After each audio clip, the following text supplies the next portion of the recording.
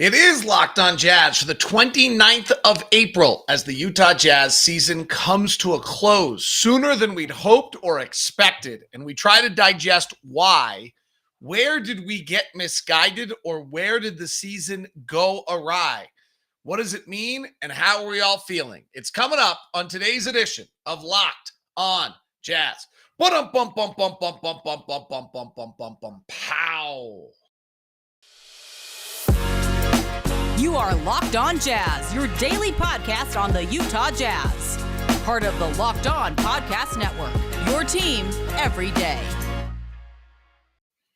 How are you? I'm David Locke, radio voice of the Utah Jazz, Jazz NBA insider. This is Locked on Jazz, your daily podcast on the Utah Jazz, giving you insight, expertise, geeky numbers, and hopefully making it way better to be a Jazz fan each and every day. Thank you very much for making Locked on Jazz your first listen each day, and for being a part of this Jazz community. We are free and available for you on all platforms. The season is over. We are not. I will continue to bring you content and bring you Locked on Jazz each and every day, and then we'll go to 3 days a week at some point, do our interview series, all the things we usually do. Thanks very much for stopping by for a little 12:30 show. We were kind of all over the map this recently. I apologize. I think I blew you out to start the show. I was tipped off by Holly that I have a tendency to jump the mic right when I start the show, and I did it again, and now I realized it. So I apologize for this. You got blasted to start the show there. So, wow, today sucks. I'll share. I feel like we're all part of a community, so I'll share on a personal level. I literally just walk around the house today in a total stupor. I could sleep all day out of depression. On a personal level, I think it's threefold, and I'm sure you feel a lot of the same stuff. So one of them is there's nothing I enjoy more than calling basketball games. It's such a rush. I love it more than anything in the world. Prepping for a game and digging into the numbers and seeing them come to fruition, and knowing that Dorian Finney-Smith coming into the series, that Donovan was 6 of 19 this year when guarded by Finney-Smith, and 8 of 26, and what's going to happen with that. And then it turns out it becomes 22 of 74 going into the last game. And and to know that and be on it, it's the huge thrill to me to call a game with that. It's truly what I live for. And to not be able to do what I love more than anything in the world for seemingly up to 5 months. If I get to do it again next year, then that's hard. You start this season. This one was a little funky because we got taken off the road for 2 months, but you get into this cycle of where you're just living to the next game, but you're also living with these wonderful people. And those wonderful people are Mike Conley and Rudy Gobert and Donovan Mitchell that you know well. They're also, Eric Phillips, the trainer. It's Eric Waters, one of the trainers. It's Ron Kimmons, the sports psychologist or mental sports performance. It's Jeff Watkinson and Vince LaGarza and Brian Bailey and Lamar Skeeter and Quinn Snyder. And it's the whole crew, and you're around them all the time. It's Becca Ward, who you've never heard of. And it's the two great women that sit at the front desk when you came to the practice facility, Shar and Haley. And they're a part of your lives. It's the ushers that you see at the arena every night that you get a smile from, and you have camaraderie and you have community and you have a feel for. It's Nio Campbell, who I just think is awesome, and I've gotten to know, and she brings juice every time I see her. And it's all those people. And to me, I see here, I hope we trade Rudy and Mike Conley, and that's hard for me. Those are humans that I know, and I really like Rudy, and I really like Mike. And, Mike's wife is particularly active on Instagram, so you feel like you know their family. But it's the interview sessions, which aren't as good as they once were because of the way COVID has kind of destroyed the media. And I think that's, somebody just took a cheap shot on Keon Dooling, who's obviously going through a tough time. Great, wonderful dude. Maybe one of my most favorite nights of the whole year was sitting next to Keon at a dinner in Minnesota and being with him and feeling his juice. One of the great people I've been around having juice. So that's a cheap shot. And I got, I think you can go fly a kite. I think it's too bad. I hope, but one of the really wonderful people who helps everyone around him. Like that's Keon's juice. And so these are humans to me. And I understand that for a lot of people, they're vehicles for our entertainment, and they're vehicles by which in some ways, are not that different than a piece on the old Stratomatic board or a Status Pro board or your, ESPN trade machine where you're just moving a name. I think it's hard. So today sucks. I literally walk around the house depressed. I'm in a stupor. I actually didn't set an alarm, forgot about DJ and PK, woke up, went to the gym, and then have just been like sitting at a table doing nothing. And I am like the most non-sit still person on the planet. And so it sucks. It totally sucks. It sucks on a social level. It sucks on a professional level. And then, as a fan, this wasn't what we wanted either. So let's delve into that, because I think that's the next stage of this conversation. I don't know that you really give that much of a crap about how I'm emotionally feeling, but I just thought I'd share. I mean, it's just a really weird, I was actually texting with Steve Nyman, the American downhiller, today. And I think like he probably gets it, right? He lives this World Cup circuit. You're going to dinner with these people. I'll share one other just personal note for you on this. And this is actually just really makes me sad. There could be a lot of changes. There's something funky about living on the NBA season on the road. It's incredibly simultaneously the most incredible feeling of camaraderie and the most lonely thing I've ever done in my life. I love it. We get taken off the road, it's brutal. Because you lose that community and that feel. At the same time, it's so lonely, right? Going back into a hotel room by yourself for another night, or like you roll into a city at 3:00 in the morning and you're like, what the am I doing?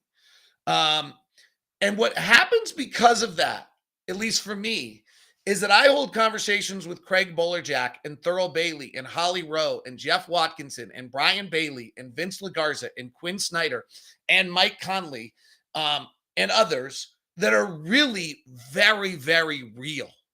Far more real than like if we have our good friends, the Haws or the Davidsons or whoever over for dinner on a given night.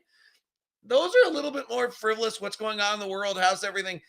A lot of the conversations that we have over dinner are not just X's and O's and how do you get the pick and roll defense to be better, but are crazy, real conversations about how I'm raising my 17-year-old daughter because I'm on the road and feeling like I'm the worst flipping parent on the planet because I'm not with her while she's having a struggle. While, one of the coaches is sharing how his wife is dealing with having a newborn and being home alone. Like, it's an incredible bond, and it ends in like this moment and just rips away from you. And it's gone, and it sucks. Okay, by the way, if you think this show is for you as a Jazz fan, this is seriously just a therapy session for me. If you haven't figured this out yet, this like opening segment is purely 110% Locke therapy session, and the community that I always talk about that I love so much, that I appreciate, is truly doing me a service right now. Because this is what I'm just sitting around feeling right now in just such an incredible stupor, and I want to cry, to be honest. It's just how I feel, just like broken. And so you guys, I always tell you that we're a community and we're a nation, and you drive me. I posted on Instagram last night that there's two things. The one is that there's nothing I love more than the art of calling a game. I would call a game in an arena by myself for the evergreen Skyhawks. They don't exist, because I love calling games. I will, if they let me, I will be the broadcaster you have to tap on the shoulder who says, by the way, you're terrible. You've got to retire. You're terrible. And then I'm going to go down the street to Park City High School, and I'm going to be like, can I call your football games? Can I call your, because there's nothing I love more in the world than calling games. There's also nothing that drives me more as a person than your passion for your team. I think about you every single day as I do this job, driving me to do a better job. So if I'm not full of crap when I tell you I feel like it's a community, and today might be the ultimate point of that, is that truly I'm just sharing with you about how crappy I feel today. And I think in your own way that you have it. Like I really view the NBA season in a lot of ways as this amazing, like sitcom, right? Like I've got The Wire and Breaking Bad and Seinfeld and Curb Your Enthusiasm and all these other things that we've all delved into. And, what was Undaunted or Daunted, I don't know. Like we all have our shows, right? Like Succession and whatever. I don't actually watch any of them because I just watch the NBA. And to me, it's this like crazy sitcom that starts in September, October, and just runs or drama that runs all the way through. And then I just got to the last episode when I didn't realize it. And now I don't have that. So I'll watch everybody else's drama. All right, let's get into the season. And what went wrong. I have a million thoughts. Some of them, I don't even know which ones are good right now, honestly. I'm just going to start sharing like a plethora of diarrhea of the mouth of thoughts on what happened this year, what's happened in our last 3 years. And then I'd love to do it. I have this crazy idea. There's a way that I can actually like invite you guys into the show and take your thoughts. We'll do that next week, actually. Will you guys stay with me and still listen next week? Next week, maybe we should do it today. Let's do it today. All right, this is gonna be fun. This is gonna be crazy. If anybody wants to jump in and ask a question to the show or share their thoughts on the season, I'm gonna let you jump on your camera and jump in. It is in the chat room. For those of you that are all live watching the show, there's a little link, and then I can let you in and bring you in for a quick second, and we'll do that. And I got all week to share all of my thoughts. We'll do this. I did my therapy. Now it's your turn. How's that? This is not a well-organized Locke show. The usual Locke show has like this list of notes and this and that. There are no notes today. It is Locked On Jazz. Thanks very much for tuning into the show. I do greatly appreciate you doing so. Friday shows brought to you by Murdoch Hyundai, located at 4646 South State Street.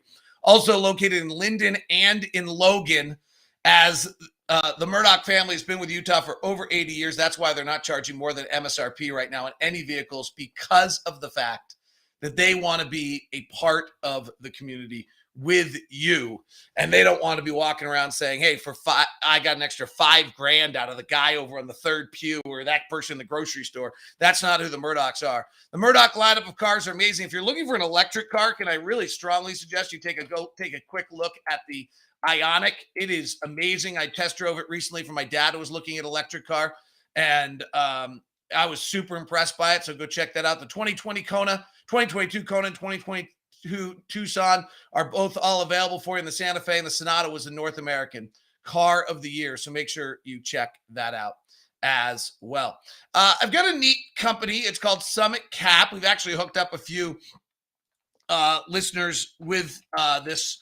It's kind of neat. So if you are working at a company right now and family-owned business or something, and the ownership group either doesn't want to push the company where you think they can go, or they have every right? It's a lot of work. They're at that stage, or they're looking to step out.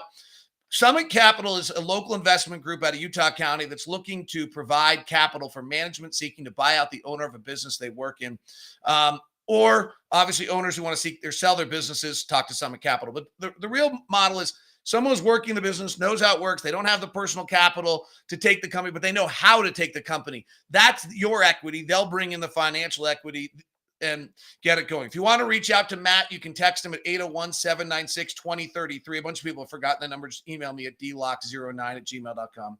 That's dlock09@gmail.com. 801-796-2033. Locked On Jazz at summitcap.utah will also do it. That's Locked On Jazz at summitcap.utah.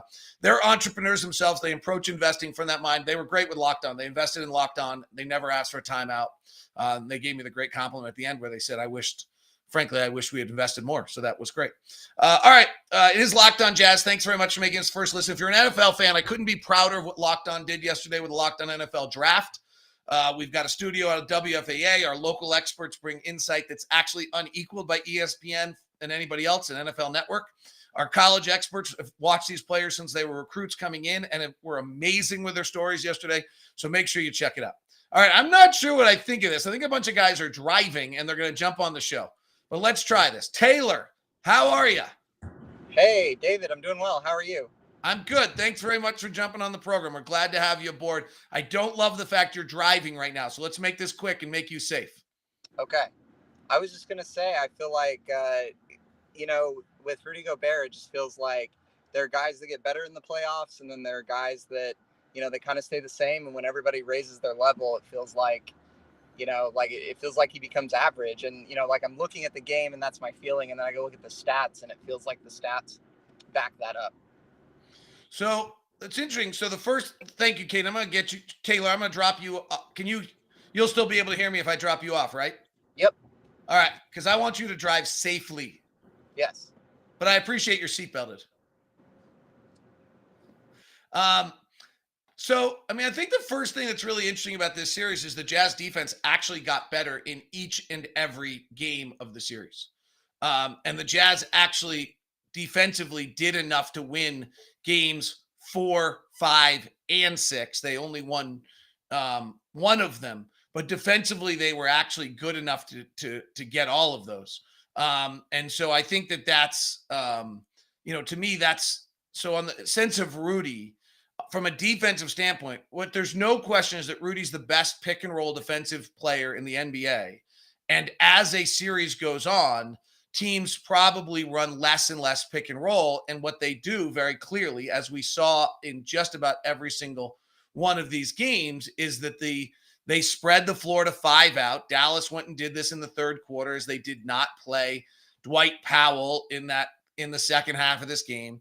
And then you've removed Rudy from the middle of the floor, and you're driving to the basket. Rudy then helps, and they kick out to shooters. Like, it's just the same story that we've seen so many times. Now, what's interesting about this is, in that third quarter, if you look at the game log on the third quarter, as we always do during the season, and what you see is that they had that was the backbreaker. And they had to do, all the strengths of the Jazz in the first quarter. Our off defensive rating in the first quarter of the game, our defensive rating for the whole game last night was a 104. Like, that should win every single 106. That should win every game. And our first quarter is a 62.5. We were just brilliant.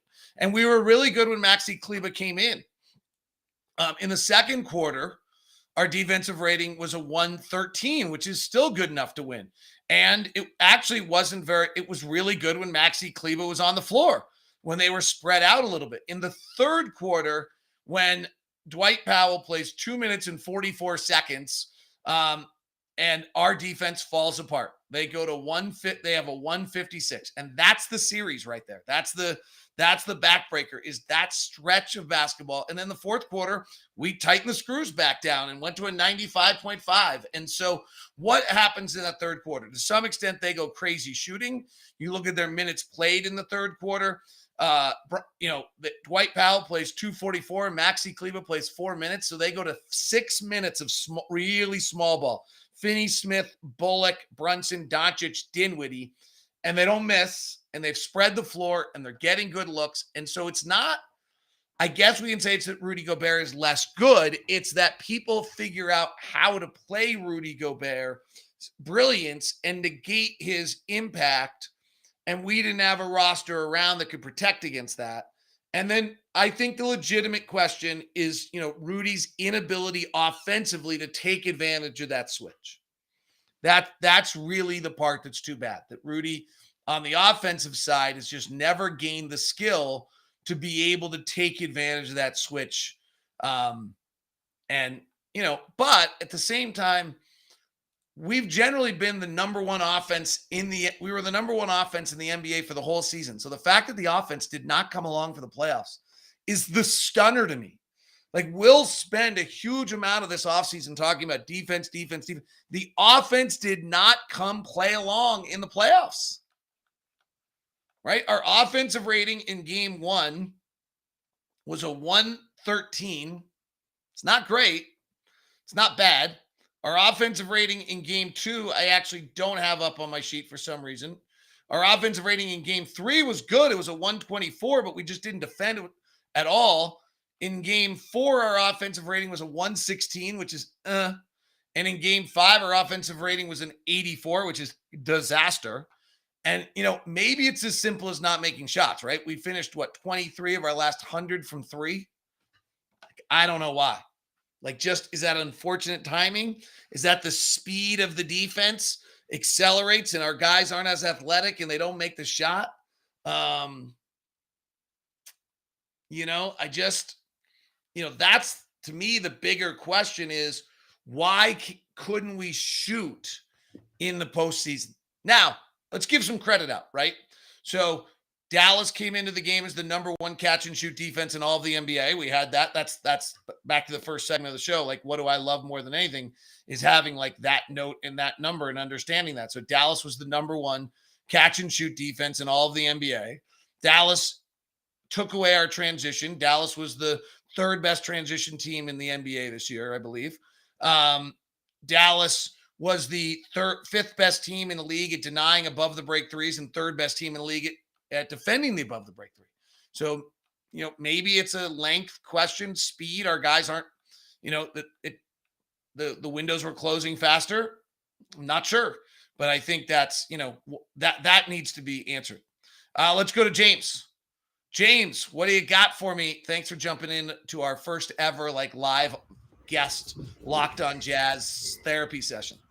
I appreciate the therapy. Some of us needs it. This is coming from somebody that remembers your RV trip, how many years ago, and I didn't know where I was going to get my Jazz news for a month. And while I was in my early 20s, that really affected me because I didn't know where to go to find my Jazz news. So that was a big deal. I want to actually talk more about trips, but I will tell you that I had a plan that I was actually planning to drive my van to the game yesterday, all packed up. And then if we lost, I was just going to take off. But I thought that was in really bad taste. So I decided not to. So I'm just in a stupor, but I probably should have taken off in my van today. Hey, with everybody else's mental state, I think we can all understand why you would do something like that. My question actually has a little bit more to do with that. I know you mentioned a lot when you were working in Seattle about a team that really loved each other.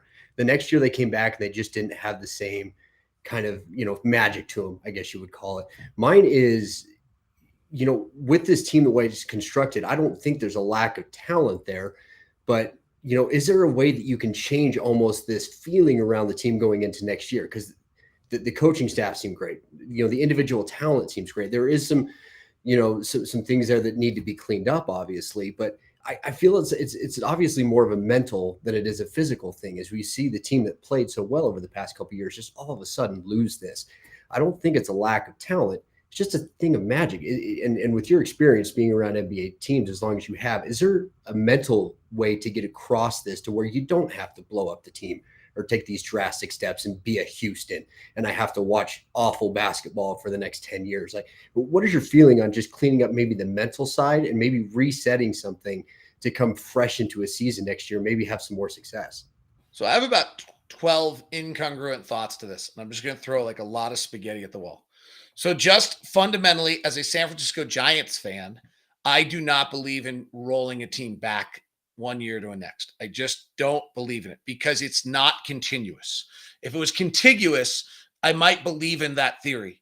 But the minute the season's over, everyone goes home and gets different voices coming at them, and they move to a different year in their contract, and they move to a different level of things. And so no season actually melds to the next. So I fundamentally... We've seen it with my Giants baseball reference. If you don't know it, is that they win the World Series, they roll it back, they suck. They change their roster, they win the World Series, they roll it back, they suck. They change their roster, they win the World Series, they roll it back, and they sucked again. It's literally what they did for 6 years in a row. Okay, so that's one theory. My flip side is that we actually added Rudy Gay and Hassan Whiteside to our bench and lost Derek Favors and George Niang, which are two of the best locker room guys you'll ever be around in your whole life. And that actually might have been the item that disrupted it. That as long as Favors and Niang were in such a good mood every day, everybody else's petty little stuff that goes on naturally during a season actually had to be dismissed because those two guys are so great. And Hassan and Rudy Gay were both trying to do something that is incredibly hard, which is go from being wildly relevant to somewhat relevant. And that's incredibly difficult. And maybe that blew up the mix. The bench energy during this series was one of the most visually noticeable things to me. Dallas's bench was up on every play. Our bench was up occasionally, and it was really only Jared Butler, Xavier Sneed, and those guys. All right, so that was two of the things. I agree with you. I'm not a fan of blowing it up because I think it's too difficult to build back. So those are my two main thoughts. I had 5 others. I should have written it down, but my brain's not good enough to remember all of them. So I'm sure I'll come back to a bunch of them, James. I appreciate you stopping by the show and joining us today. We are allowing people to jump in live today, which is super risky, but I'm trusting the group on this one today. Here's an interesting note for you. I thought this was super interesting. I didn't bring it in, so shoot, it's in the other room. If Memphis wins tonight, 8 of 8 first-round teams will win, or favorites will win. Last year, 7 of 8 won. In the bubble, 7 of 8 won. The year prior to that, 8 of 8 won. And the year before that, 6 of 8 won, and we were actually one of them. So in the last 5 years, there's actually only been 4 first-round upsets if Memphis wins one of their next 2 games. The whole adage that the regular season doesn't matter and we're just going to turn it on in the playoffs really might not be true. Now, I understand why Quinn was doing that this year and why that was the adage around this team. After being the number 1 seed and getting knocked out in the playoffs, there's absolutely no chance he could have ever looked at these players and told them, like, you got to bust your ass today and be really into the regular season. Like, there was just no way that group was going to do that this year. So I'm 100% behind that of what they did. But it's a pretty interesting note that for all the talk that the regular season doesn't matter, that we're about to have 8 of 8 favorites win. We've had 7 of 8 the year before, 7 of 8 the year before, 8 of 8, and then 6 of 8. So only 4 favorites out of the last 40 have won a series, or 4 underdogs. Something to be, I mean, I always say you got to build your team to be in the top 4 in your conference. That's actually your goal. So I think that's really, really interesting. All right. I just remembered my other thought I have on this. Is there a chance that last year led us into a false narrative about our team? I'll give you that thought. I'm not backing any of these up today. These are all the same thoughts that I have as you as a fan, just sitting around thinking about this team. So I'll have that. Is there a chance that last year actually gave us a false narrative? I would be as guilty, by the way, if anyone else is buying into it, but it jumped out to me out throughout the season as this is a possibility. I'll explain that thought here in just a second. Today's show is brought to you by my good friends over at Built Bar. I actually went to the Built Bar factories this week, and that was really cool. Met Nick there, their CEO. Wow. There's no question why Built Bar is rolling, because this guy is got it. The new granola bar is out. It's a new experience from Built. It's 15 grams of protein, still 100% real chocolate, 100% delicious. Chocolate coconut granola bar, white chocolate berry granola bar, and the other last and final flavor is chocolate peanut butter granola bar. Right now, by the way, you get free Built Boost with any bar purchase available to you. The puffs are still out there. The brownie puff is not available right now, and it's amazing. So go check it all. It's all at built.com, promo code LOCKED15. That's LOCKED15 to get you your Built bar and get the granola bars, or get your Built Boost as well. LOCKED15 gets you 15% off your entire order. Today's show is also brought to you by betonline.net. If you're going to jump into the baseball world or whatever it is to keep yourself entertained, you can do so. The Memphis Grizzlies are a 1.5 point favorite, by the way, over Minnesota tonight. I do not see the lines on the other series yet. I was trying to see if I could find that. Oh, here we go. The Celtics are minus 205 against the Bucks. The Heat are minus 170 against the 76ers. And the Suns are minus 280 against the Mavericks. Oh my gosh, Chris Paul 14-14 last night. Are you kidding me? Are you kidding me? It's all at betonline.net. Check it all out. It's where the game begins. All right, here's a thought I have. Again, just a thought. Last year, we had continuity. I just told you I don't really believe in continuity. We had continuity last year. We went into COVID season.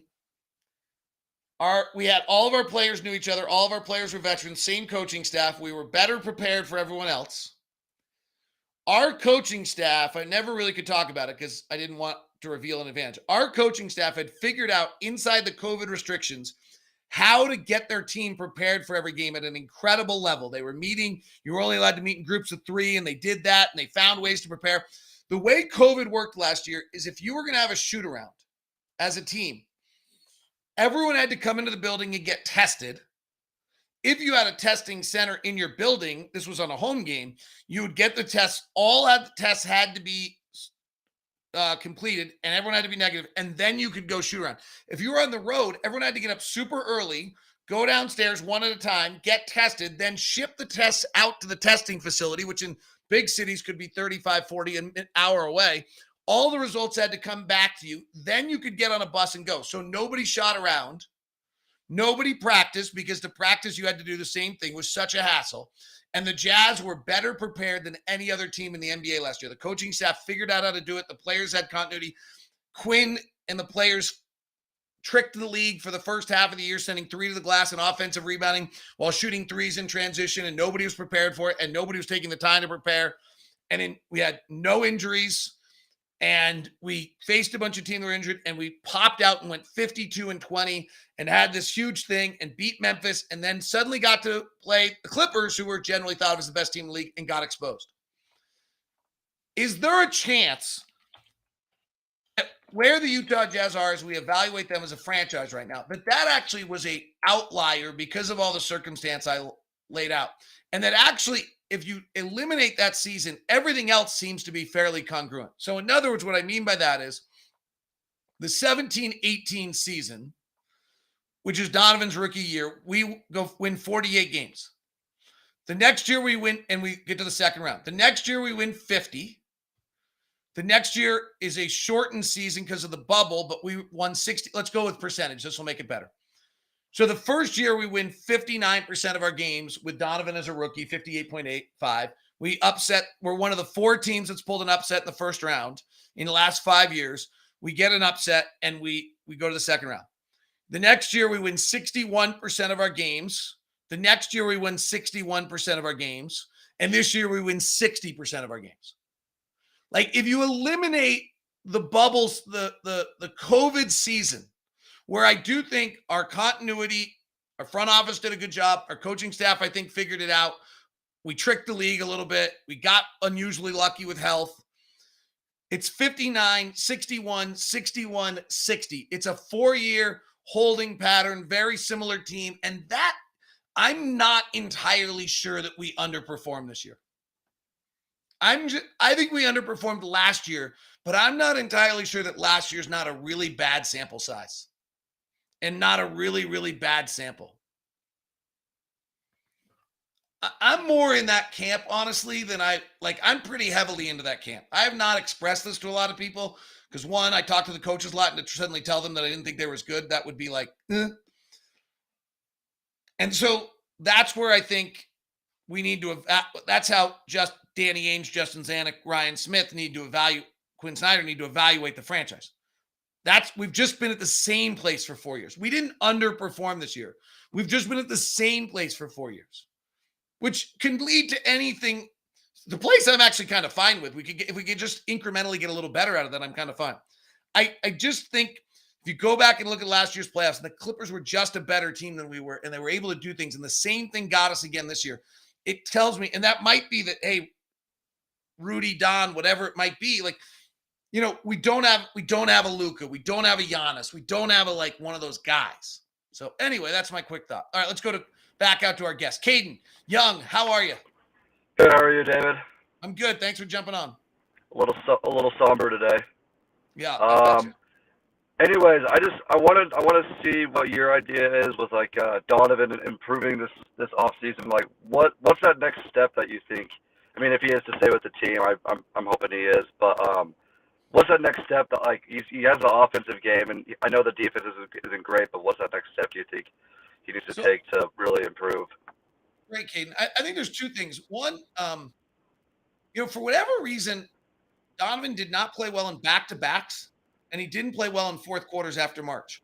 And I don't know if that's a fatigue issue or somehow managing a game or what that is, or maybe that's just his body type. But that, if I were him and his group of people that are around him, I would really dig into that. I would try to see because an incremental improvement in fourth quarters, he only shot 30% in fourth quarters and 20% from 3 after March 1.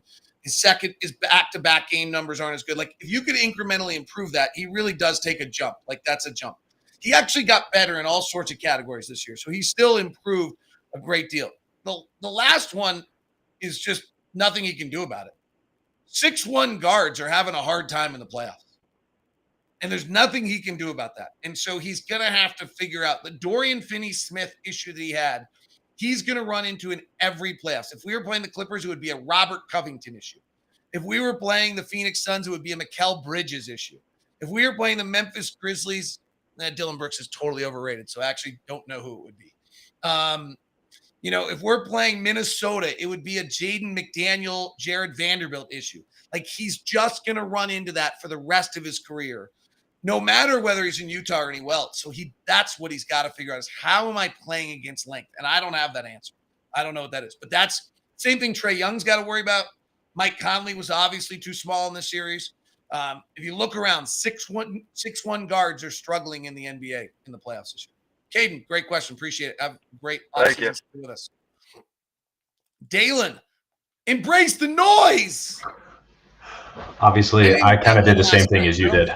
I don't fit an extra large, so I didn't grab. I had to buy a new shirt last night. I actually ripped through the side of my dress shirt last night somehow. I don't know how, but in the middle of the first quarter, I looked down and my entire dress shirt had ripped, so I had to buy a new shirt yesterday. Yeah, I did kind of the same thing that you did. Like, stayed up late, barely woke up to get into work. Yeah. Luckily, I'm able to work from home. This is the first time I've had any energy all day, so I appreciate yeah. My question is kind of more like retrospective. This was obviously a rough loss just for the end of the season, but also I feel like it was kind of the end of an era. And there are a lot of different what ifs that I kind of have in my head. Like, what if Edmund Sumner hadn't tried to go Cobra Kai under Donovan's ankle last season? What if we had kept Ricky and just signed Bojan? And what would that team have looked like? Those different things. But I kind of wanted to ask, what were some of your favorite moments with this team? Like, we had so much joy last year. Yeah. By the way, it was fun to see the rise. I do think the Ricky conversation is really fascinating. Like, we'd be longer, right? And the idea that we were on one side of that spectrum where we were all defense and not enough offense. And then we went the other way and we went all offense and not enough defense. And so, like, had you played somewhere in the middle, maybe that's the next iteration that Danny tries to figure out. I think it's a fascinating conversation. I think, had you lose the toughness of a Jay Crowder, but you add a Bojan Bogdanovich's shooting, and yet Ricky Rubio, I do think Ricky, like, I love Ricky, and I'm not trying to beat up. There's still no track record of Ricky ever playing on a high-level winning team, right? Fact of the matter is, like, my big joke is the best way to get great in this league is you trade Ricky Rubio. We traded Ricky Rubio and went and won 70% of our games. The Phoenix Suns traded Ricky Rubio and they became the number one team in the West. Like, it's almost as though Ricky Rubio is like the perfect piece of the puzzle to take you to here, and then actually you trade him out to get to the next step because he actually. But there's no question that Ricky, to Ricky's greatest credit is I still remember in Sacramento many years ago him leading the group out for dinner, and there are always cliques in any group of a team. That's overrated. That's not a bad thing. There's always cliques, right? You have your group you go to dinner with. There's cliques in all of our friendships. But it was all of the cliques going out with Ricky Rubio one night in Sacramento. He brought that to the group. So I think there's something to that. His leadership was a little louder. Mike turned out to not be a very big leader. He's a competitor, but he's not a vocal leader. So I don't know. I think it's a really interesting. I do find that one fascinating because I will be honest, I was all for trading Ricky Rubio because he couldn't shoot. One of my most fascinating debates I used to have with Quinn Snyder was late in the game, should we actually run every play to Ricky Rubio because he won't be guarded? So like the Toronto 3 that year where he gets the 3 and he's wide open. There's no one in the zip code. There's actually no one in the country that's even near Ricky Rubio, and he hits the open 3. And like the question is, like, in every single circumstance, Ricky Rubio will be left wide open because he supposedly can't shoot. Like, are you actually better off running every play to him late for that? I'm like, Quinn is looking at me like, you're the stupidest person I've ever met in my whole life with that idea. And I'm like, no, analytically, it's a wide open 3. And he's like, oh my gosh, I would be, and then you'd murder me on your podcast. So I don't know. My favorite moments of the year. Wow. And that might be a topic for another podcast. I have a terrible memory, so you're really actually asking me something I can barely do. I'd have to prep that. Yeah. My favorite moments of the year, by the way, have nothing to do with anything that ever happens on the floor. So my favorite moments of the year would actually be the dinner I just had. One of the last night dinners we just had with two of the coaches was just incredible. Thurl is the greatest, and to have him on the road all year long was amazing. My friendship that has emerged to a new level through shared experiences of COVID with Craig Bolerjack is one of my most favorite things. Ron Boone is the greatest human being on the planet. Watching shoot-arounds and interactions and seeing the team. So all of my favorite moments of the season would be things that did not involve a game or a win. In fact, like last second plays caused me incredible anxiety because I need to listen to the call for like 100 minutes, 100 times over to figure out if I got it. I had one last second call this year I actually liked, which never happens. Honestly, it's like I'll get my egocentric here. I thought my call got way better this year. The COVID experience, which I really hated of the last 2 years, I thought actually improved my call a great deal. And I really made, in my opinion, some really dramatic changes in how I called games and what I did calling games. And so on a personal level, I think far and away, this was the best year I ever had as an announcer. So just to be arrogant and totally obnoxious. But I'm trying to be better every day. So I actually felt like we did it this year. So that's it. Thanks, man. That's all I have. Appreciate Thank it. you. Embrace the noise. Yep. See you. Let's go to Craig. Craig, how are you? Oh, I'm doing okay. I'm old enough to remember the good days back with Stockton and Malone. These are good. Like, I know you didn't mean that, and I don't mean to jump you. Like, these are pretty good days. Like, we're winning. These are good days. Don't get me wrong. Year. We're in the playoffs for 6 straight years. These are pretty good years. Like, I think we should be. I understand what you're saying. You remember the NBA Finals. By the way, I don't know if anybody saw this. Donovan Mitchell, Rudy Gobert, John Stockton, Karl Malone have mirrored each other in playoff success in their years together so far. So that's the thing. I'm torn. Part of me says we need to make changes, but then part of me says, if we stick with it a little bit with some small adjustments, we could get better like those teams did and kind of advance.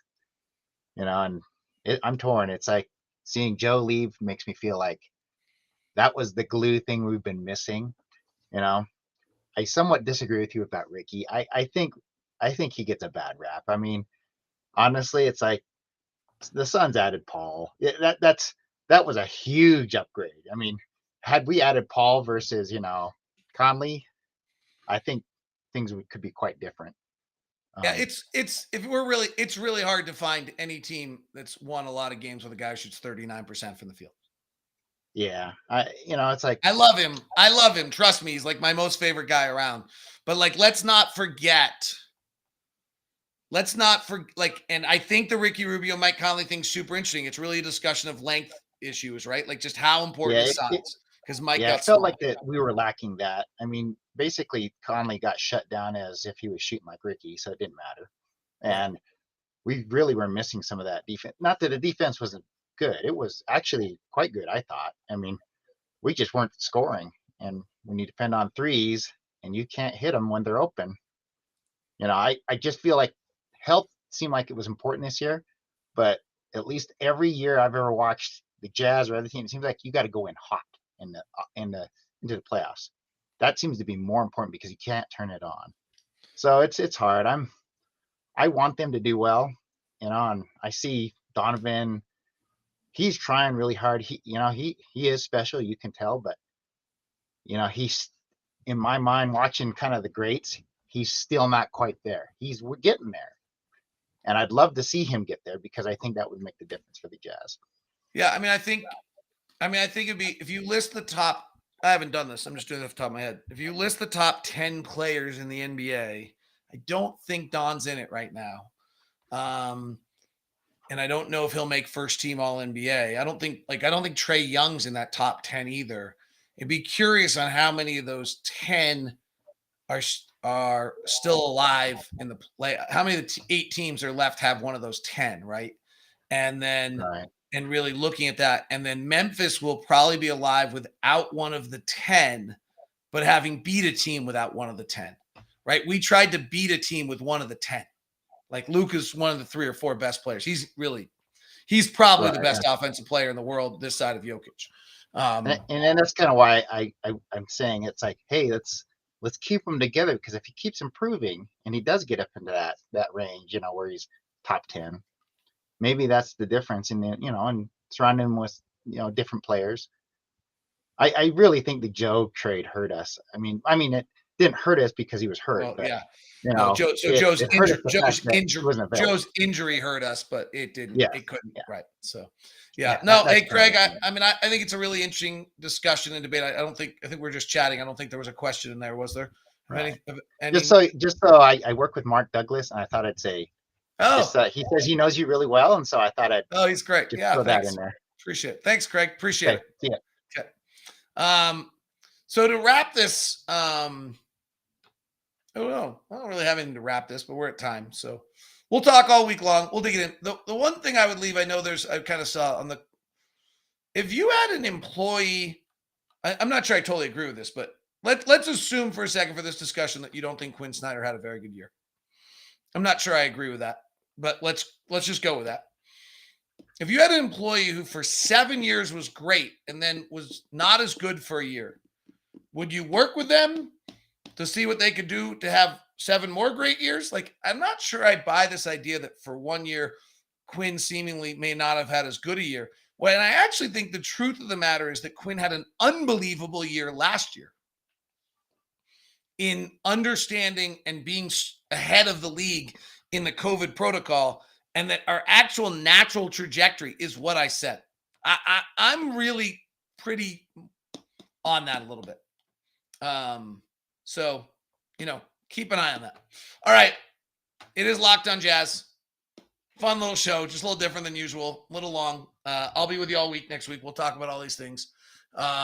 Feel free to hit me with questions on Twitter, and I'll try to get to all of them at DLock09. Thanks very much.